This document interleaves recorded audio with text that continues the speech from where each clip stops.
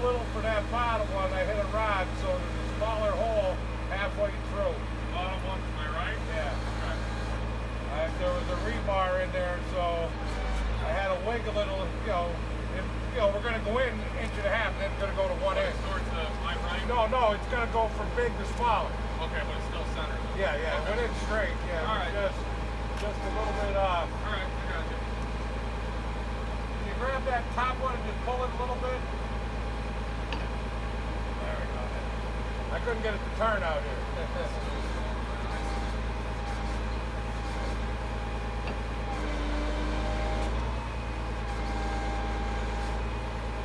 Might be going past it.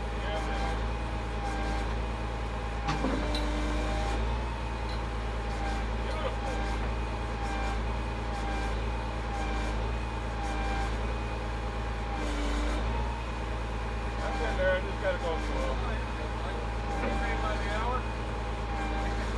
Oh, my name ain't Andy.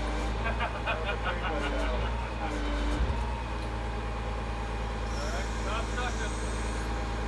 Well, let me swing over a little bit.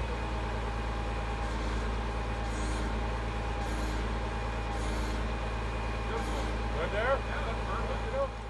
Hey everybody, welcome back to the property. So as you could see in that clip that I just put in, they came and set the precast Bilco.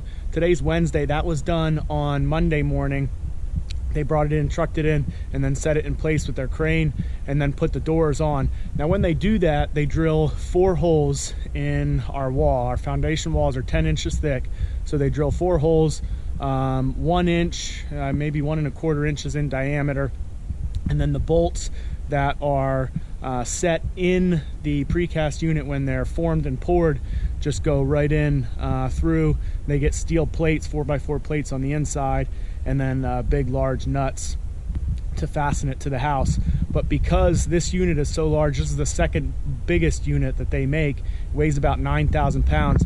They also put a steel piece underneath there, underneath the front, that goes down against the dirt there, and that kind of helps support some of the weight. As you can see, it's already backfilled. Underneath there is all stone, so that way we don't have to worry about heaving or anything like that. It'll drain really well. And then just a little bit of dirt on top here. But after they set those on Monday, we ended up getting a little bit of snow, as you can see in the video. They came yesterday and poured the basement floor, so I'll take you down there next. But the framers are here today, and they're working on some of the stuff upstairs. As you can see, they have some of the floor joists laying here.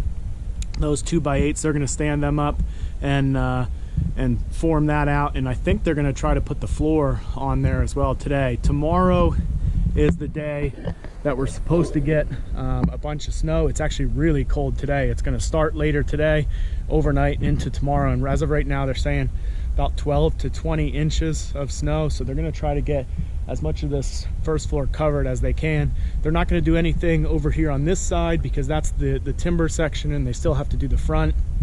But this third of the house over here, they're going to go ahead and try to get that covered up with the subfloor for upstairs. Not much to see down here, obviously. They got the steel supports on the steel beam. There's 3 of them. They're welded at the top. And then at the bottom, they go right down on top of the footers, and then the poured floor sits on top of them. They did have a little bit of trouble working the floor yesterday. The snow that was left still on the subfloor upstairs was melting a little bit and dripping down. There wasn't a ton because I had shoveled it off on Monday afternoon, but it was dripping a little bit, so I know that they ended up coming back late last night, I think 8 or 8:30, and just finishing off this one side over here, because this is where a majority of the snow was dripping. But they got it all done. It looks pretty good. There's only a couple marks where it got dripped on, but we're going to go ahead and do some sort of coating on this floor anyway before we end up finishing it. The only other thing we're going to do is clean up the beam a little bit and these steel posts, and we'll probably prime and paint those. I'm not sure what color yet, because in the future we're probably going to finish this side of the basement and then leave the other side over here. This is where all of our mechanical stuff is going to be. The furnace and piping for the septic goes out right there. So this side will be unfinished. We're going to do a little bit of storage with some steel shelving on this side. But as you can see underneath here, we've got the engineered I-joists for the first floor, subfloor, and then blocking over here in a couple spots where those posts go. The other posts sit right on top of the I-beam here, the steel I-beam. So those have plenty of support, but they blocked it in the places that there's posts on the edges.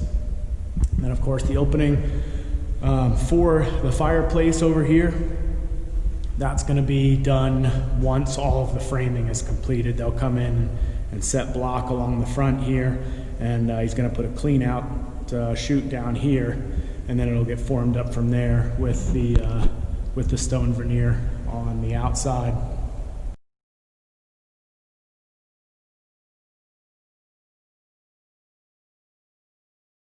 So a little bit of progress being made before we get a bunch of snow overnight into tomorrow. I'm definitely glad that everything's backfilled up against the foundation. That'll make it a lot easier for the framers and carpenters to do what they've got to do. The excavator is working on the septic run now down to the tank, and then he'll probably do the drain field at some point once a little bit of the snow melts. At the same time, we'll probably do the run for the water once the well is dug, and then for the propane lines as well. But just wanted to give you a quick update. I appreciate you watching today, and we'll see you on the next one.